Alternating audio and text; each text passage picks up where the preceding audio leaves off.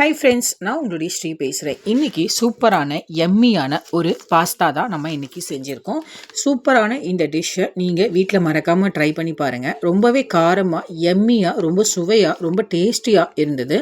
ரொம்ப காரம் வேணும் அப்படின்னு நினைக்கிறவங்க இந்த பாஸ்தாவை நீங்கள் வீட்டிலே ரெடி பண்ணி ட்ரை பண்ணி பார்க்குறீங்க. சூப்பரான இந்த ரெசிபியை நாங்கள் வீட்டில் எல்லாருமே செஞ்சு சாப்பிட்டோம். சூப்பராக அருமையாக இருந்தது. ரொம்ப காரம் வேணுன்றவங்க, ரொம்ப ஸ்பைஸியாக வேணுன்றவங்க இந்த டிஷ்ஷை நீங்கள் மறக்காமல் ட்ரை பண்ணலாம். எம்மியான இந்த ரெசிபியை சூப்பராக ரெடி பண்ணி நல்லாவே சாப்பிட்டு என்ஜாய் பண்ணோம். இந்த ரெசிபியை நான் உங்களோட ஷேர் பண்ணிக்கிறதுல ரொம்பவே சந்தோஷப்படுறேன். அதுக்கு முன்னாடி நீங்கள் ஒரு 2 பெரிய வெங்காயம் கட் பண்ணி எடுத்துக்கோங்க. இஞ்சி பூண்டு பேஸ்ட் ஒரு 2 ஸ்பூனு. ஆனால் நான் இஞ்சி பூண்டு உரலில் தட்டி தான் தனியாக எடுத்து வச்சுருக்கேன்.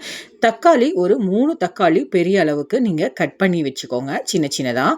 மஞ்சள் ஒரு 1/2 ஸ்பூன் தனியாக எடுத்து வச்சுக்கோங்க. சிக்கன் தூள் 1 ஸ்பூனு, கரம் மசாலா 1 ஸ்பூனு, கார மிளகாத்தூள் ஒரு 2 ஸ்பூனு தனியாக எடுத்து வச்சுக்கோங்க. கருவேப்பிலை தேவைக்கு எடுத்துக்கோங்க. பச்சை மிளகாய் ஒரு 3 கீத்து போட்டுக்கோங்க.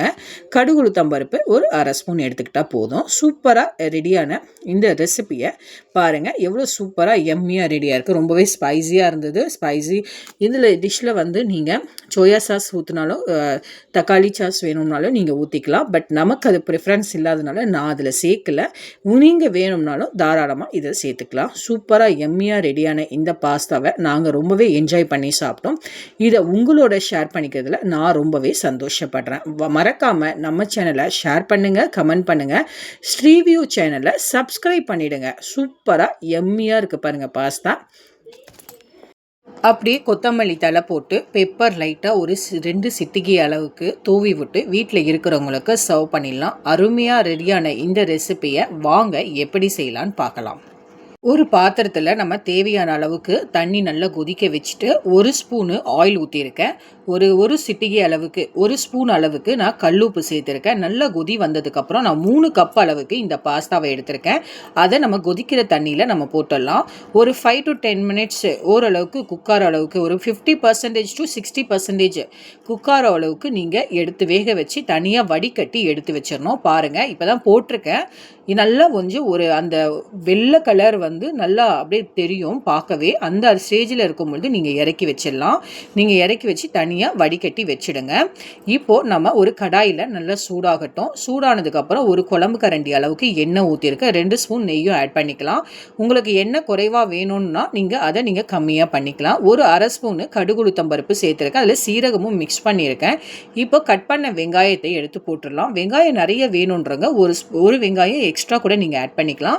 நான் இன்றைக்கி 2 வெங்காயம் பெரிய வெங்காயம் தான் கட் பண்ணி போட்டிருக்கேன். நல்லா வதங்கட்டும். பாருங்கள், பாஸ்தா தனியாக வச்சுருக்கேன். இந்த வெங்காயம் நல்லா வதங்கினதுக்கப்புறம் இஞ்சி பூண்டு பேஸ்ட்டு ஒரு 2 ஸ்பூன் அளவுக்கு ஆட் பண்ணிடலாம். இது நான் உரலில் தான் தட்டி எடுத்திருக்கேன். அதனால் நீங்கள் உரலையும் தட்டி எடுத்துக்கலாம், இல்லை நீங்கள் பேஸ்ட்டாகவும் நீங்கள் ஆட் பண்ணிக்கலாம். ஒரு கோல்டன் ப்ரௌன் கலரில் வெங்காயம் வதங்கட்டும். வதங்கினதுக்கப்புறம் நம்ம தக்காளி ஆட் பண்ணிடலாம். 3 பெரிய தக்காளி சின்ன சின்னதாக கட் பண்ணதை நம்ம போட்டுடலாம். இது நான் கொஞ்சம் மீடியமான இதில் தான் கட் பண்ணியிருக்கேன். உங்களுக்கு ரொம்ப பொடிசாக வேணும்னாலும் நீங்கள் பொடிசாக கட் பண்ணிக்கலாம்.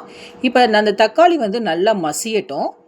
நல்லா மசிஞ்சதுக்கப்புறம் நம்ம சால்ட்டு கொஞ்சம் ஆட் பண்ணிக்கலாம். ஒரு சிட்டிகை அளவுக்கு நம்ம ஆட் பண்ணிடலாம். இப்போது மசாலா மஞ்சத்தூள் 1/2 ஸ்பூனு, சிக்கன் தூள் 1 ஸ்பூனு, கரம் மசாலா 1 ஸ்பூனு, கார மிளகாத்தூள் 2 ஸ்பூன் ஆட் பண்ணியிருக்கேன். இப்போ இதெல்லாம் மிக்ஸ் பண்ணிக்கலாம். ஒரு 1/4 டம்ளர் அளவுக்கு நான் தண்ணி ஊற்றிட்டு நான் வேக வைக்கிறேன்.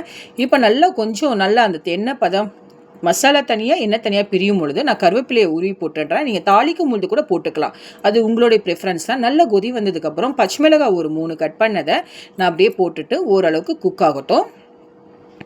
இப்போ அந்த பச்சை மிளகாயோடைய ஸ்மெல் போனதுக்கப்புறம் நம்ம அந்த பாஸ்தா தனியாக வச்சுருக்க பாஸ்தாவை எடுத்து நான் அதில் மிக்ஸ் பண்ணிடுறேன். இப்போது இந்த பாஸ்தாவும் அந்த மசாலாவும் நல்லா குக் ஆகட்டும். நல்லா குக் ஆனதுக்கப்புறம் ஒரு 5 to 10 மினிட்ஸ் ஒரு மீடியமான ஃப்ளேமில் வச்சு இந்த மாதிரி மிக்ஸ் பண்ணிக்கலாம். மிக்ஸ் பண்ணும் பொழுது அந்த மசாலாவும் இந்த பாஸ்தாவும் ரெண்டுமே மெர்ஜாகி ரெண்டுமே சேர்ந்து உங்களுக்கு நல்ல ஒரு ஃப்ளேவரில் ஒரு பாஸ்தா கிடைக்கும். மூடி போட்டு நீங்கள் கொஞ்சம் நேரம் குக் பண்ணிக்கோங்க.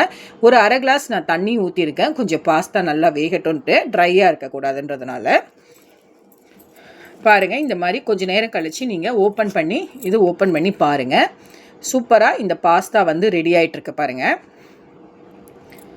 அது நீங்கள் வந்து கொஞ்சம் பார்த்தாலே தெரியும். அந்த பாஸ்தா வந்து கல் மாதிரி இருக்கக்கூடாது, கொஞ்சம் சாஃப்டாக இருக்கணும் பாஸ்தா. அந்த அளவுக்கு நல்லா சாப்பிட்ற அளவுக்கு நல்லா சூப்பராக எம்மியாக ரெடியாக இருக்கணும். சூப்பராக இப்போ ரெடி ஆகிடுச்சு. இதை நம்ம வீட்டில் 2 சிட்டிகை அளவுக்கு பெப்பர் மிளகு பொடி போட்டு கொத்தமல்லி தலை போட்டு இறக்கி வீட்டில் இருக்கிறவங்களுக்கு சர்வ் பண்ணிடலாம். அவ்வளோதாங்க. சூப்பராக ஒரு 5 to 10 மினிட்ஸ்க்குள்ளே கூட தேவைப்படாது. அதுக்குள்ளேயே நம்ம சூப்பராக ரெடியான இந்த ரெசிபியை நீங்கள் மறக்காமல் ட்ரை பண்ணிவிட்டு சொல்லுங்கள். நம்ம சேனலை ஷேர் பண்ணுங்கள், கமெண்ட் பண்ணுங்கள், சப்ஸ்கிரைப் பண்ணிடுங்க ஸ்ரீவியூ சேனலை. ஷேர் பண்ணுங்க, கமெண்ட் பண்ணுங்க. நம்ம சேனல்ல மறக்காம சப்ஸ்கிரைப் பண்ணுங்க. பாய். See you.